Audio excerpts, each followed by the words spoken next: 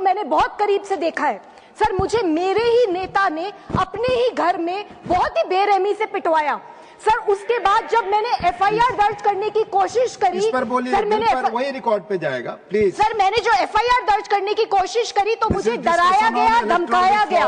Sir मैं case के बारे में नहीं बात कर रही सर, मुझे एफआईआर दर्ज करने पे डराया गया, धमकाया गया। सर जब मैंने एफआईआर दर्ज करा दी उसके बाद मेरी विक्टिम शेमिंग करी गई सर। मुझे ये बोला गया कि मैं दूसरी पार्टी की एजेंट हूँ, मेरे कपड़े नहीं फटे, देखो इसका सर नहीं फूटा, ये विक्टिम जैसी नहीं लग रही है। समाप्त करें। ठीक है सर, मैं कर रही हूँ सर। विषय पर सर मैं बिल्कुल केस के बारे में नहीं बात करी sir. I am talking about electoral reforms only sir. Let me talk sir. जिस गुंडे ने मुझे पीटा सर वो आज सत्ता के बिल्कुल संरक्षण से। ठीक है सर, मैं इशू पे आ रही हूँ, मैं आ रही हूँ इशू पे सर। उसको उन्होंने Z+ सिक्योरिटी दे दी, मुख्यमंत्री का चीफ एडवाइजर बना दिया। ठीक है सर, मैं इशू पे आ रही हूँ, मैं आ रही हूँ सर। मैं बताना चाह रही हूँ, ठीक है सर मैं बता रही हूँ सर। मैं दो बहुत ही स्पेसिफिक रिफॉर्म्स बताना चाह रही हूँ सर। नंबर 1, हर पॉलिटिकल पार्टी में सर इंटरनल कंप्लेंट्स कमिटी अनिवार्य होनी चाहिए और sir independent grievance redressal mechanisms होने चाहिए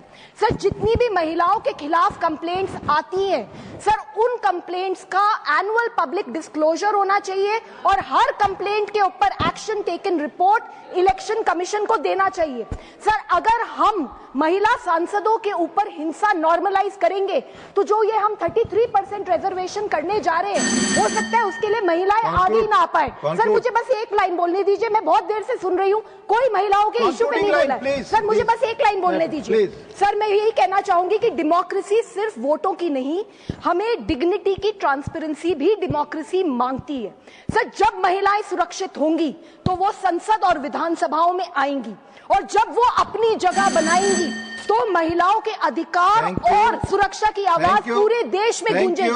अपने आप सर देश में बदलाव आएगा। Thank you sir. Now Mastan Rao Yadav भीड़ा नॉट प्रेजेंट। माननीय श्री रामदास अठावले नॉट प्रेजेंट। माननीय उपेंद्र कुशवाहा जी।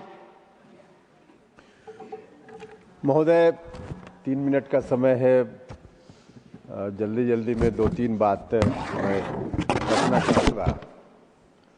सबसे पहले तो मैं हृदय से अपनी पार्टी राष्ट्रीय लोक मोर्चा की ओर से आदरणीय प्रधानमंत्री जी का बहुत बहुत बहुत धन्यवाद करना चाहता हूँ।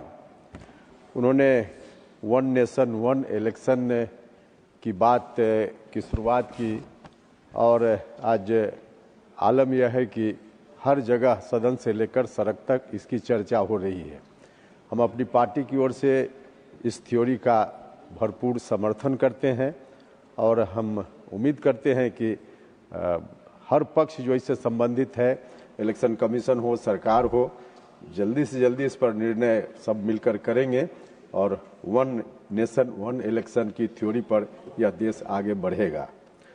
महोदय, विपक्ष के जो बंधु यहाँ बैठे हुए हैं, कल से या उसके पहले से इस विषय पर मैं इनको सुन रहा हूँ और मुझको बड़ा आश्चर्य हुआ जब एक वरिष्ठ साथी जो विपक्ष के कांग्रेस के नेता हैं, उन्होंने कहा कि जब बिहार का रिजल्ट आया तो अचंभित हो गए सुनकर।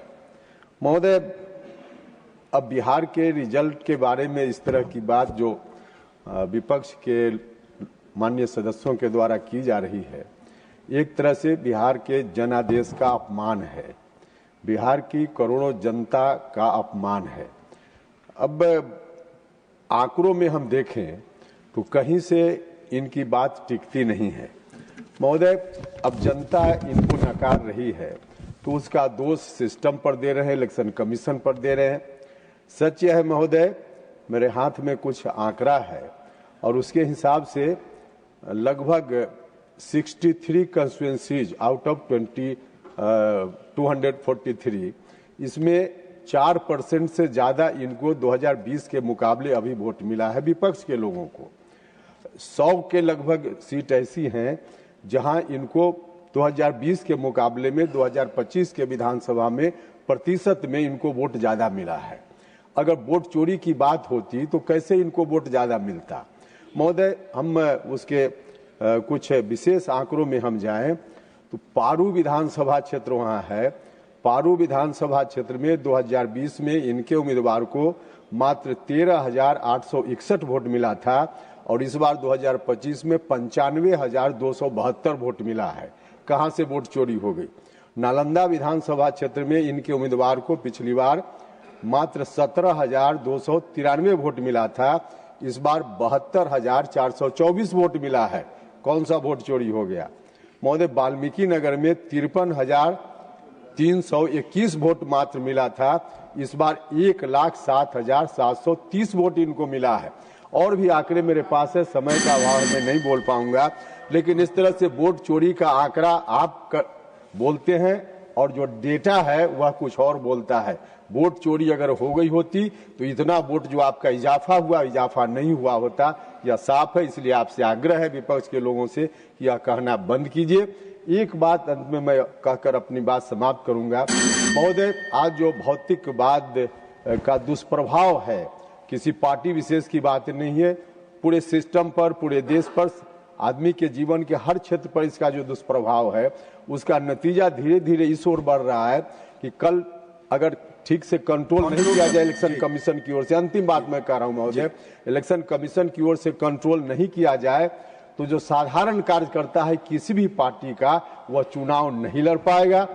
अब आगे चलकर ऐसी स्थिति आने वाली है कि जिसके पास अकूत संपत्ति होगी वही व्यक्ति चुनाव में लड़ने कर जीतने के बारे में सोच पाएगा, वरना सामाजिक राजनीतिक कार्यकर्ता साधारण परिवार का चुनाव नहीं लड़ पाएगा। इलेक्शन कमीशन को इस विषय पर निश्चित रूप से गौर करना चाहिए। आपने माननीय प्रफुल्ल पटेल जी, बहुत धन्यवाद। माननीय प्रफुल्ल पटेल जी। माननीय उपसभापति महोदय, चुनाव सुधारों पर ये चर्चा हो रही है और इस पार्श्वभूमि पर हो रही है कि बार बार आजकल देश में SIR, वोट चोरी, ये सब जो मुहावरे हैं ये गूंज रहे हैं सबके कानों में। और स्वाभाविक है कि एक बार स्थिति स्पष्ट हो जानी चाहिए ताकि लोगों को मालूम रहे कि सच्चाई क्या है, दूध का दूध, पानी का पानी। सर, मैं पुराने तो संविधान के निर्माताओं की बात और उसके पश्चात जो हमको एक वोट का एक अधिकार सभी को मिला है, ये इस देश की ताकत है, यही लोकतंत्र की ताकत है। और इसीलिए आज देश 78 सालों के बाद, आज़ादी के बाद एक है, अखंड है, उसके पीछे सबसे बड़ा हमारा संविधान और सबको वोट का अधिकार, ये बात महत्व की है। सर, मुझे याद है कई बार EVM में कुछ गड़बड़ होती है, वोटों की बदली हो जाती है, कोई बटन दबाओ और वोट किसी को मिलता है। ये आम तौर पर चर्चा पिछले कई वर्षों से होती है। EVM कौन लाया, कब आए, ये पहले इसका भी जरा स्मरण सब लोगों ने कर लेना चाहिए, क्योंकि EVM अभी 2014 के बाद नहीं बने हैं। EVM उसके पहले भी कई चुनाव में, जहाँ वो लोग भी जीते हैं, यहाँ हारे हैं, और उसके बाद जब जीत हार आज भी होते रहती है। और उसका सबसे ताज़ा उदाहरण है कि 2024 के जब लोकसभा के चुनाव हुए तो जो नतीजे उत्तर प्रदेश या महाराष्ट्र हमारे प्रांत में जो आए, वो हम लोगों को भी चौंकाने वाले थे, क्योंकि एक और हमको लगता था